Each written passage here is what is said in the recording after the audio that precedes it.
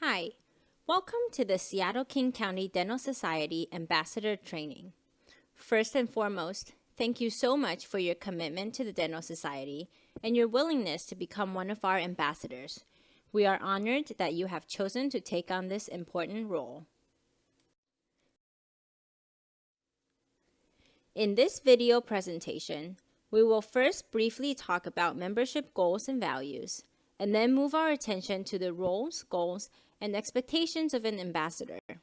Then we will finish up with some training on making contact with the new members, including what to do and what not to do. The goal of the Dental Society is to build a community of dentists to help serve them and the profession. It is about connecting dentists to each other as well as to our community. Without members, the Dental Society is nothing. Our hope is for every member to see the value of membership, no matter how old the member is or what stage of career the member is in. So why become a member? First, for professional reasons. The Dental Society offers an array of continuing education classes at discounted fees for members, not to mention our occasional free programs as well. Also, becoming a member provides a multitude of practice benefits as well as networking opportunities. On a more personal level, membership to the Society gives us a sense of camaraderie. Practicing dentistry in an office with a few doctors and a handful of staff can be isolating at times. So, being a member gives us a chance to connect with the other dentists out there. Lastly, for a political reason, the Dental Society acts as a unified voice for our profession. It speaks on our behalf and gets our voices heard. Now, how do you fit in as an ambassador? Your job is to meet and greet new members. Although not always possible, we strive for face-to-face meetings, as these types of meetings are most personal and most effective. Think of yourself as a resource for the new member and as the eyes and ears of the Dental Society. So not only do we provide information to the member, but an equally important part of a job is to report back to the Society so that the Society can better meet the needs of the members.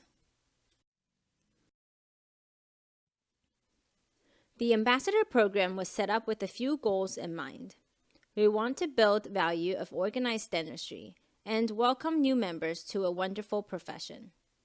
Since many of our new members are either new to the profession or new to the area, our goal is to help introduce them to the dental community.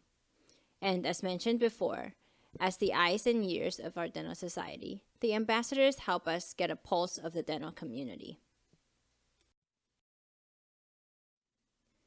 Ambassadors are expected to attend a yearly training session. Not only does this training help refresh our goals and expectations, it also allows the ambassador to come together and share experiences, and maybe talk about some of the challenges they've had. This is also a good time to brainstorm on how to improve the ambassador program and make it even more effective. Once training has been completed, expect to be assigned new members to contact. Our goal is to achieve 100% contact, either in person or by phone. We know this is not always possible, as we will discuss some of the common roadblocks later on in this tutorial. However, do your best. After successful contact or multiple unsuccessful attempts, return the interview sheet to the SKCDS office for record. Lastly, as a way to follow up, invite the new member to an event organized by the Dental Society and introduce them to some people.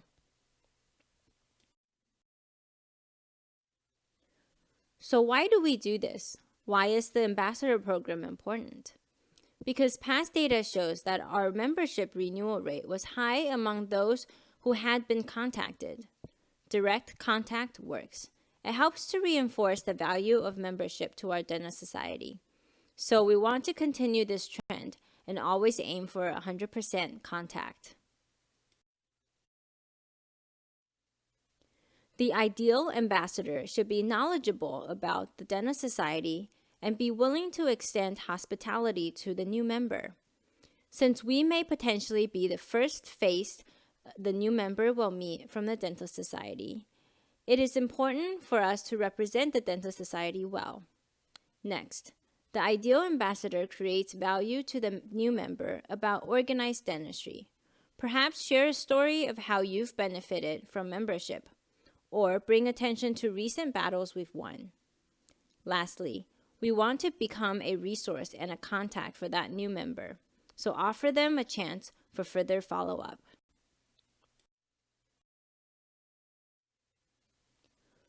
When initiating contact, we have a couple of options in today's world of technology, but keep in mind that the more personal, the better.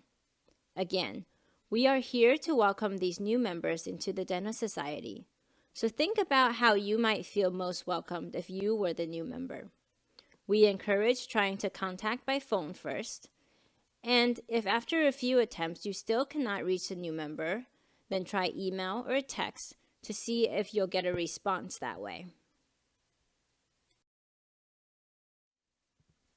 When making that initial phone call, try a few times and try at different times of the day and of the week.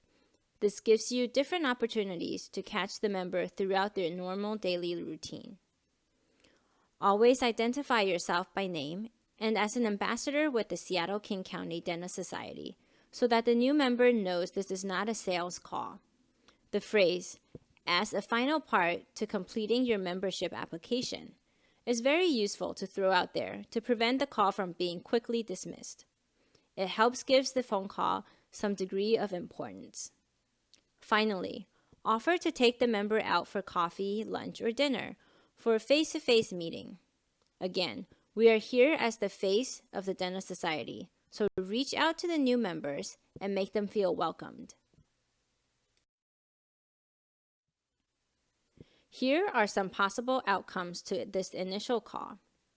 First, and very often, you will get no answer. Don't just stop there. Leave a message, and at the end of the message, don't just leave it up to the new member to contact you back. Tell them you will try to call them again at a different time in addition to leaving your contact information with them. This way, the new member knows to expect hearing from you again even if they don't return the phone call. Second possible outcome is if someone else picks up the phone. Doctor is busy, they will call you back. Get a commitment from the person. Ask them, around what time should I expect the call? And if the person can't provide an answer, then say, okay, if I don't hear back in a few days, I'll try to call again. Again, this shows that you will continue to follow up. Another scenario is simply being dismissed by the receptionist as a sales call. This is why it's very important to always identify yourself as an ambassador with the Dental Society and tell them that this is the final part to completing their membership application. Lastly, some people are just not interested in talking. That's okay. Just welcome them anyway.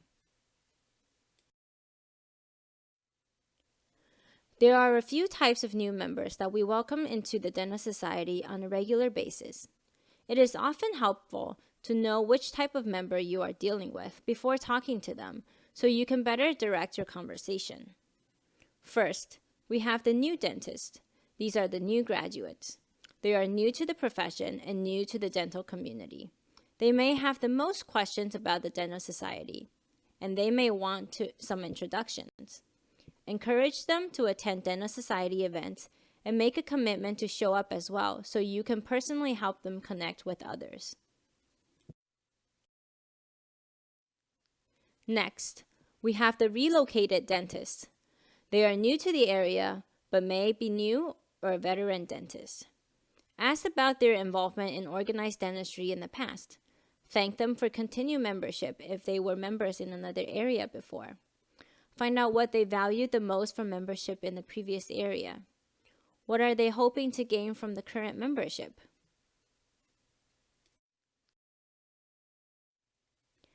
Lastly, there are the newly converted dentists, those that had their membership lapse in the past, or perhaps a veteran dentist that's never been a member before.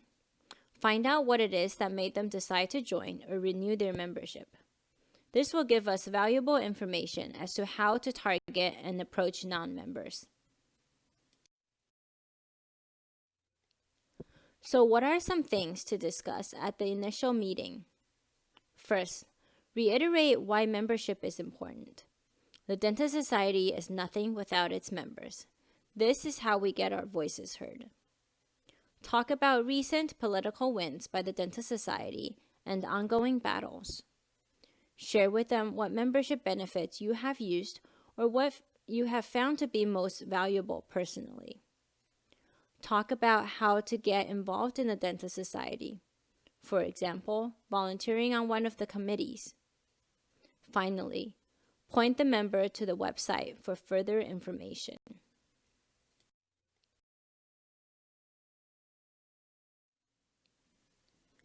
Every new member gets an SKCDS thumb drive in the mail as a welcome gift.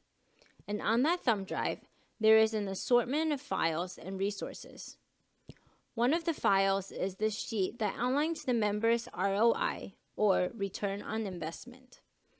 It is handy to have this around when talking to the new member and refer to it so that the member can be reminded of the value of membership as well as how much they are saving. Here is a screenshot of our website, www.skcds.org. Again, point the new member here for any additional questions. How can we follow up after the initial phone call or meeting? An easy way is to plan to meet at an event. For example, have handy the dates of the next membership meeting and invite the member to join you. Sit at the same table as the new member and introduce them to other members or key persons in the Dental Society.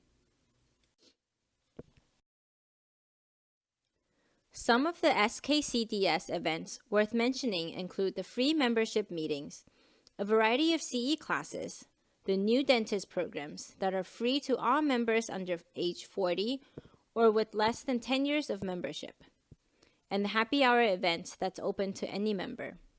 So there's a lot of opportunities for further follow-up without you having to necessarily schedule individual meetings with the member yourself.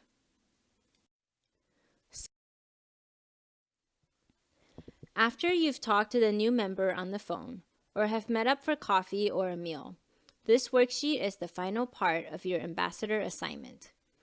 It's available as a savable PDF document, so you can type straight onto the form. Fill it out in as much detail as you can and return it electronically to us for record keeping. It also helps the Dental Society know how to follow up with the member and whether the member is interested in serving on any committees or volunteering in any other capacity.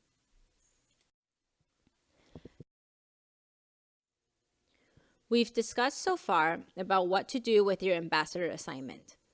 Now, let's turn our focus for a minute to what not to do. The whole point of the ambassador program is to connect with the new member. So try to make this as personal as you can. Don't just have the receptionist at your office set up an appointment for you. Take time to make the call yourself. Don't procrastinate. Wouldn't you feel awkward calling a member to welcome them when they've already been a member for several months and have attended several Dental Society events? Try to make contact as soon as you've received the assignment. Don't be a clueless ambassador. Know something about the Dental Society. Be up to date on current events. Be prepared for your meeting. But if there's something you cannot answer for the new member, direct them to the proper people or follow up with them after you found out the answer. Lastly, be very careful with potential conflict of interest. For example, if you are a specialist serving with us in the ambassador program, this is not the time for you to seek potential referrals. Set up a second meeting to discuss your own practice or specialty.